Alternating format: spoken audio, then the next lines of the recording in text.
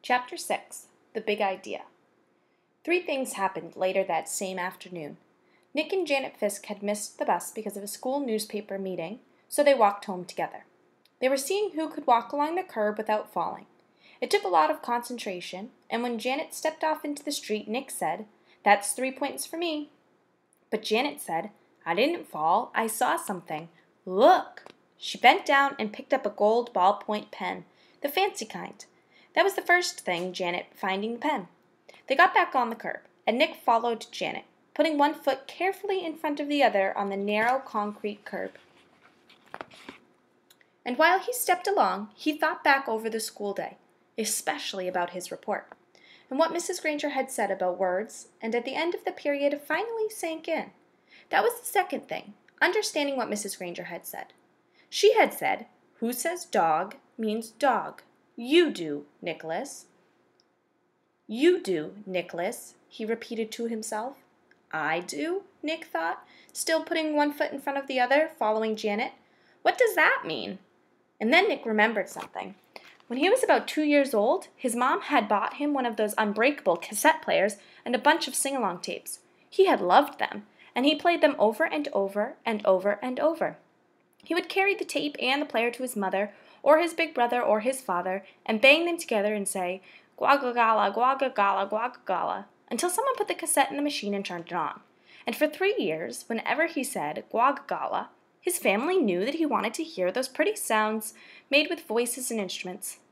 Then, when Nick went to preschool, he learned that if he wanted his teacher and the other kids to understand him, he had to use the word music. But guagagala meant that nice sound to Nick because Nick said so. "Who says guagagala means music?" "You do, Nicholas." "No fair," yelled Janet. They were at the corner of their own street, and Nick had bumped into her, completely absorbed in his thoughts. Janet stumbled off the curb, and the gold pen in her hand clattered onto the street. "Sorry." "I didn't mean to. Honest," said Nick. "I just wasn't watching. Here." Nick stooped over and picked up the pen and held it out to her. "Here's your—" And that's when the third thing happened. Nick didn't say pen.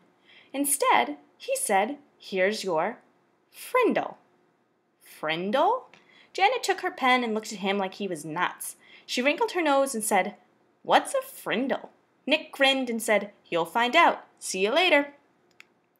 It was there at the corner of Spring Street and South Grand Avenue, 1 block from home on a September afternoon. That's when Nick got the big idea. And by the time he had run down the street and up the steps and through the door and upstairs to his room, it wasn't just a big idea. It was a plan, a whole plan, just begging for Nick to put it into action. And action was Nick's middle name. The next day after school, the plan began. Nick walked into the penny pantry store and asked the lady behind the counter for a Frindle. She squinted at him. "A what?" "A Frindle, please, a black one," said Nick, smiled at her. She leaned closer and aimed one ear at him. "You want what?" "A Frindle." And this time Nick pointed at the ballpoint pens behind her on the shelf. "A black one, please." The lady handed to Nick the pen. He handed her the 49 cents, said thank you, and left the store. 6 days later, Janet stood at the counter of the penny pantry. Same store, same lady. John had come in the day before, and Pete the day before that, and Chris the day before that, and Dave the day before that. Janet was the 5th kid that Nick had sent there to ask the woman for a Frindle. And when she asked, the lady reached right for the pen and said blue or black. Nick was standing 1 aisle away at the candy racks, and he was grinning. Frindle was a real word. It meant pen. "Who says Frindle means pen?" "You do, Nicholas." Half an hour later, a group of serious 5th graders had a meeting in Nick's playroom. It was John, Pete, Dave, Chris, and Janet. Add Nick, and that's 6 kids. 6 secret agents. They held up their right hands and read the oath Nick had written out. "From this day on and forever, I will never use the word pen again.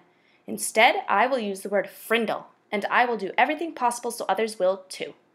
And all 6 of them signed the oath with Nick's Frindle. The plan would work. Thanks, Mrs. Granger.